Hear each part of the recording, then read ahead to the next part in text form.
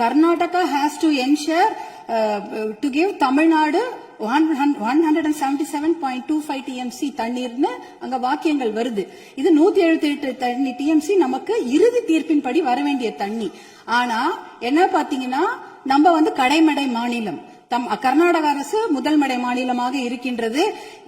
Supreme court உச்சநீதிமன்ற தீர்ப்பின்படி கடைமடை மாநிலத்தின் அனுமதி இல்லாமல் எந்த ஒரு கட்டுமான பணியும் எந்த ஆற்றுப்படுகையிலும் கட்டக்கூடாது. குறிப்பாக காவிரி நதி நீர் மேல கட்டக்கூடாது. ஆனா 4 டேம் இருக்கு. 1931 கிருஷ்ணராஜசாகர் டேம் இருக்கு. அது ஆங்கிலேயர் காலத்தில் கட்டப்பட்ட டேம்.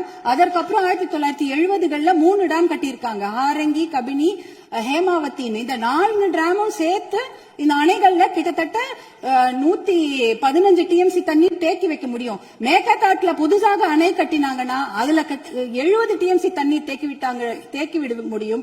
அப்படி பார்த்தீங்கன்னா கொள்ளளவு 185 TMC தண்ணீரை கர்நாடக அரசு தேக்கி வைத்து விட முடியும். நமக்கு வர வேண்டிய 177 TMCல ஒரு சொட்டு நீர் கூட தமிழ்நாட்டுக்கு வர முடியாது. அப்படி என்றால் டெல்டா மாவட்டம் பாலைவனமாகிவிடும். குடிநீருக்கு மிகப்பெரிய பிரச்சனை ஏற்பட்டுவிடும். ஏன்னா 5.5 கோடி மக்கள் அந்த காவிரி தண்ணியை தான் நம்பி இருக்கிறாங்க.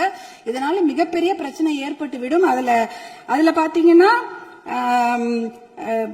இப்ப கர்நாடகாவுக்கு உரிய நீர் 284 TMC தான்.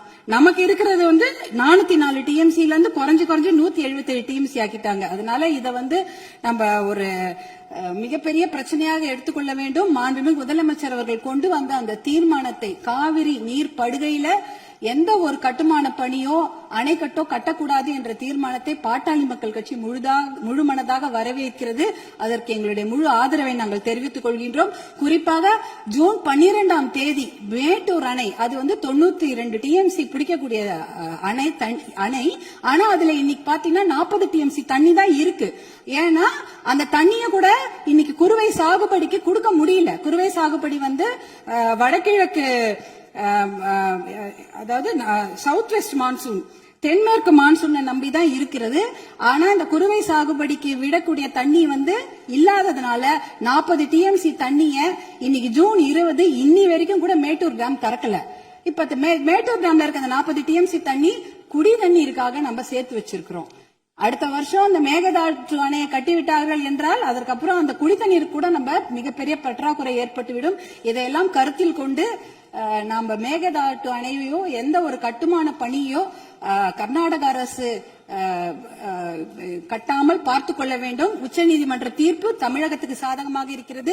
காவிரி நடுவர் மன்ற தீர்ப்புகளும் நமக்கு சாதகமாக இருக்கிறது. இதை நாம் முனைப்புடன் இருந்து தொடர்ந்து செயல்பட்டு இந்த மேகதாடு அணை கட்டுவதை தவிர்க்க வேண்டும்.